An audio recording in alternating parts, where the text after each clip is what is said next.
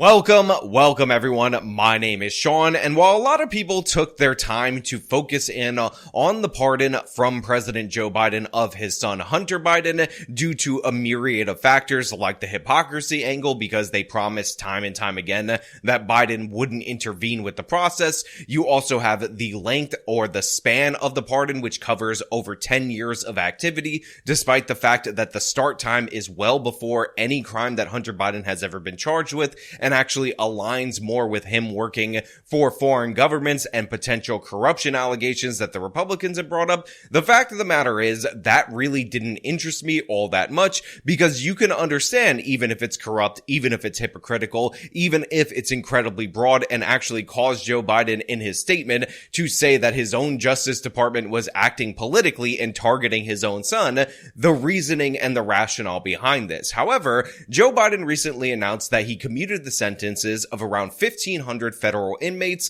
A large portion of them were actually sent home in 2020 due to COVID, basically put on home confinement, and have yet to return to prison. And the rationale for this, apparently, is that Joe Biden didn't want the incoming Republican administration to force these inmates back to prison because, God forbid, these criminals, these absolute monsters, actually end up serving out their crimes. But one of the monsters that Joe Biden decided to unleash back onto the streets to commute his sentence is somebody known as the Kids for Cash judge, somebody who was convicted of taking $2.8 million from a private juvenile detention facility to sentence children to said facility so that they could get money from the states. And we got to talk about this. It's incredibly important because this is one of the stories that I will never forget, even though it's well over 13 years ago. But before we do, I want to thank everybody who supports this channel via actualjusticewarrior.com/join. Give me the money.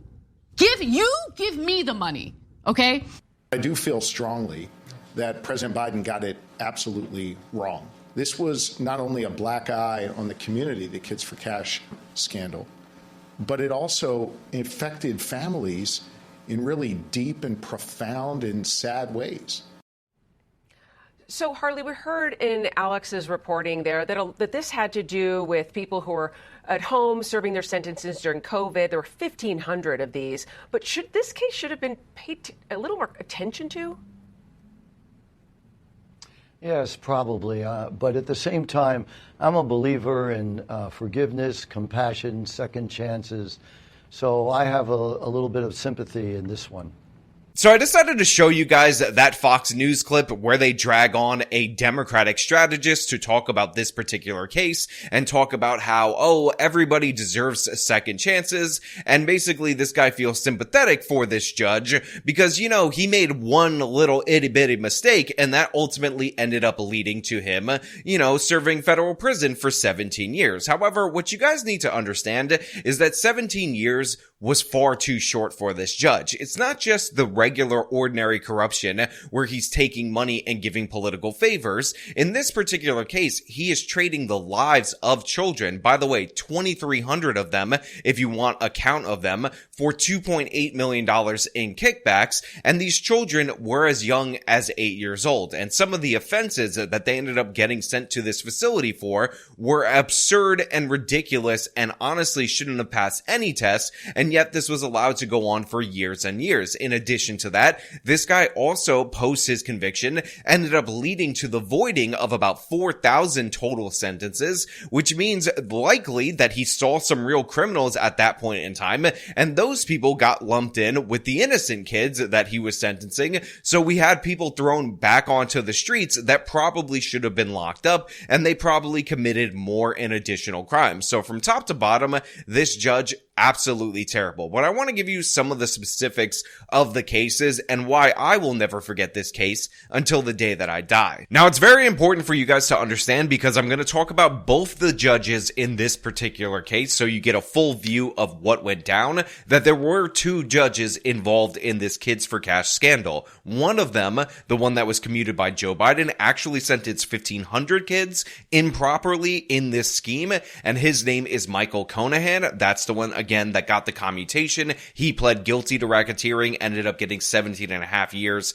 in prison. The other judge got 28 years in prison, but I just want to clarify this right now because I'm talking about both of their crimes in tandem because this was like a joint scheme with the same juvenile detention facility. So in 2007, a frantic call from an alarmed parent prompted the Juvenile Law Center to investigate irregularities in Pennsylvania's Luzerne County Juvenile Court. What they discovered were that hundreds of kids were routinely appearing before Judge Mark Civarella without counsel and were quickly adjudicated delinquent. This is what they call being found guilty in juvenile court in Pennsylvania for minor offenses and were immediately transferred to out-of-home placements, aka juvenile detention. We petitioned Pennsylvania Supreme Court in 2008 to vacate the juveniles' adjudications, again their convictions of delinquency, and expunge their record.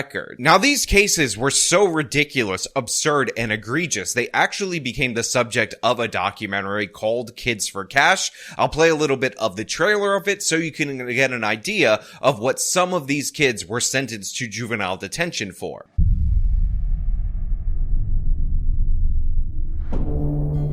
She was a good kid. She was happy. I was known for being the jokester. Eddie, he was always a fireball.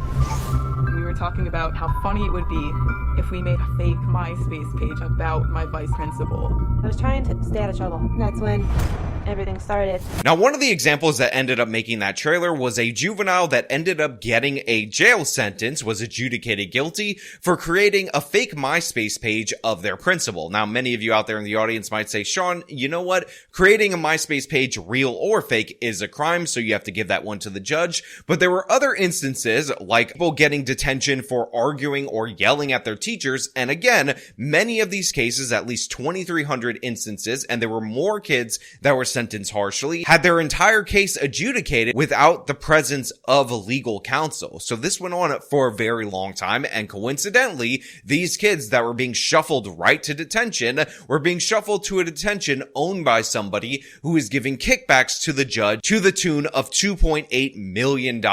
Former Luzerne County judge faces charges tonight in a scandal known as Kids for Cash. $2.6 million in return for sentencing kids to juvenile detention. I've never sent a kid away for a penny.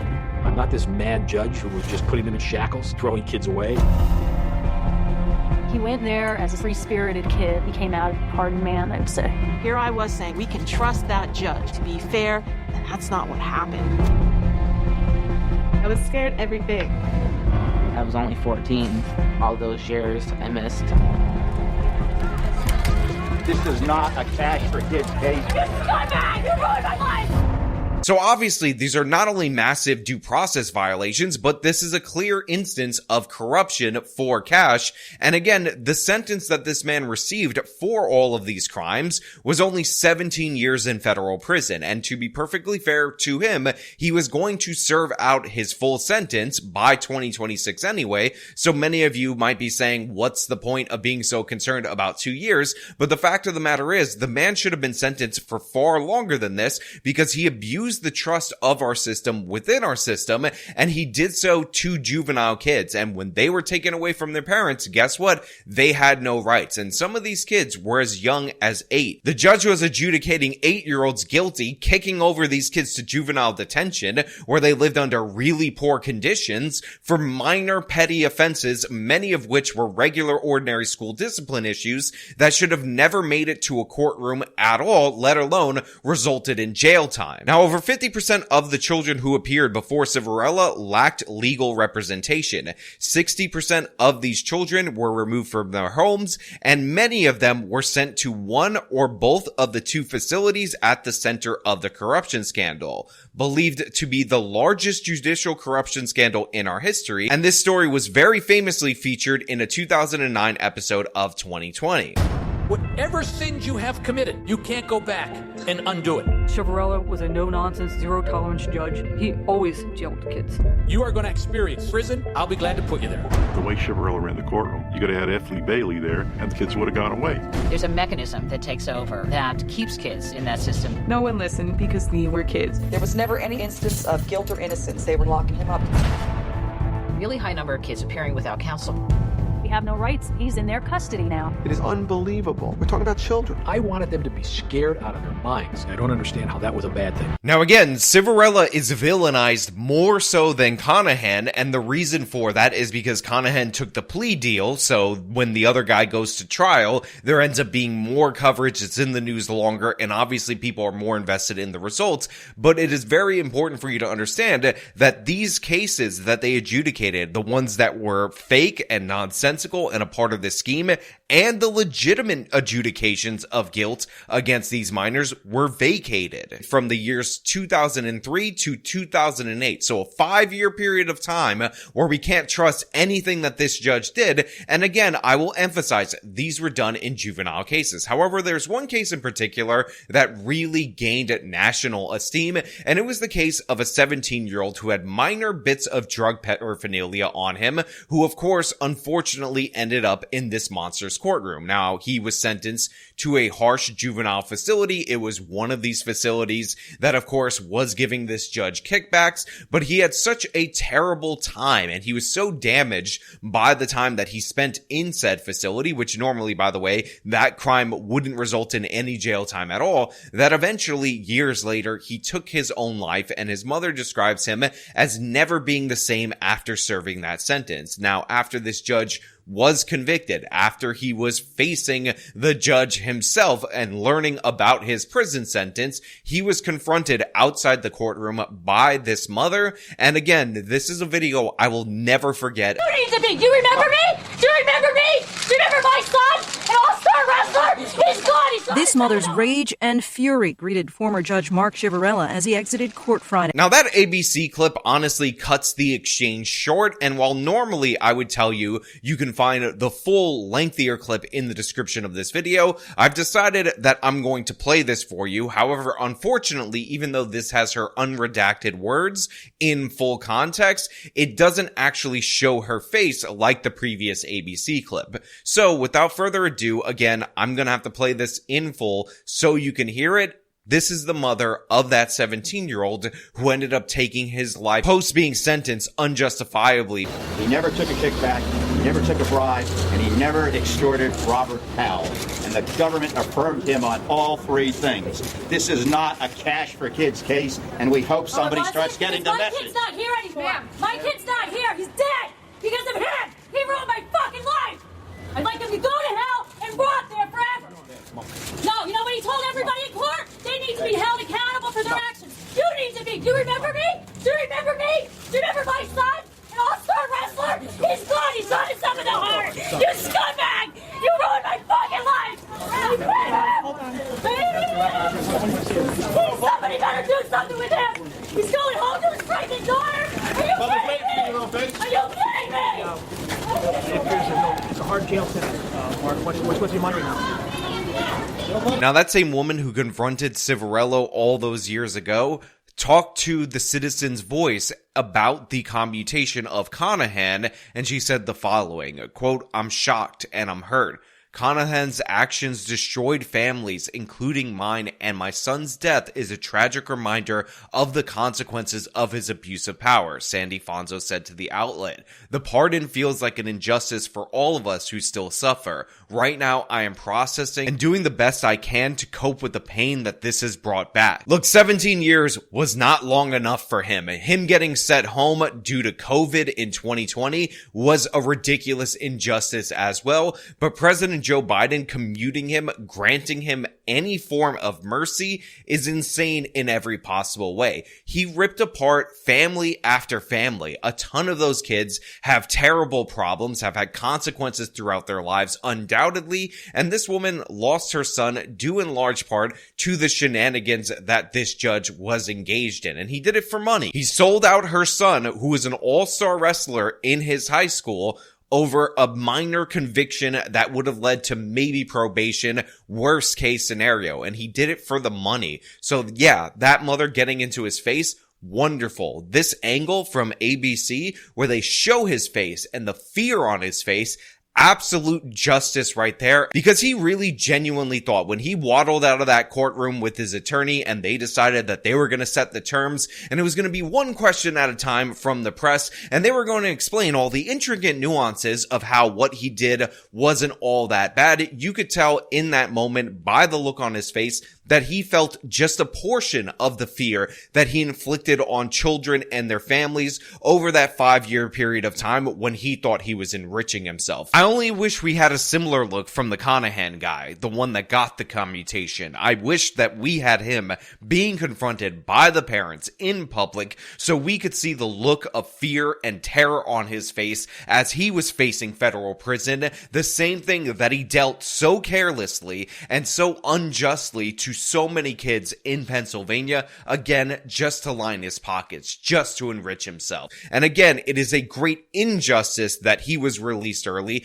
It is a great injustice that he ever saw the light of day, but this is what they mean by non-violent criminals. And this is why I tell you time and time again, non-violent crimes don't make for victimless crimes. This man likely never punched anybody in the face, but he had over 3,000 total cases adjudicated by him of juveniles that he was funneling over to these prisons. He had 2,300 cases where the kids had no proper legal representation, and he gave speech after speech about how he was going to be the guy to introduce your kids to prison. Violate their rights was the undertone of that, and do it for cash was also the corruption in that. But this guy was proud of what he did. He flaunted it publicly, all while under the surface, he was ruining the lives of the people that he was supposed to be the judge for, that he was trusted by the public to act in the best interests of the public when overseeing. So yeah, this guy did not deserve at all a minute of reprieve, a minute of relief, and it's disgusting that Biden did it. And what's even more disgusting is that the reason why he decided to go in this direction is because they feared that the Republicans were going to pass legislation to make some of these home confinement guys go back to prison where they absolutely belong. And by the way, among this list, because it's not a one-off of one bad guy that he ended up commuting the sentence of, was a doctor who was diluting chemotherapy treatments so she could make more money by selling less drugs to cancer patients. But we'll maybe get into that a little bit later. I'm going to leave it here, but as usual, if you like this video, show them by leaving a like, subscribe for more content, follow me on my social media, support me via the support links in the description of this video. This has been me talking about the Kids for Cash judge getting a break from Biden. Till next time.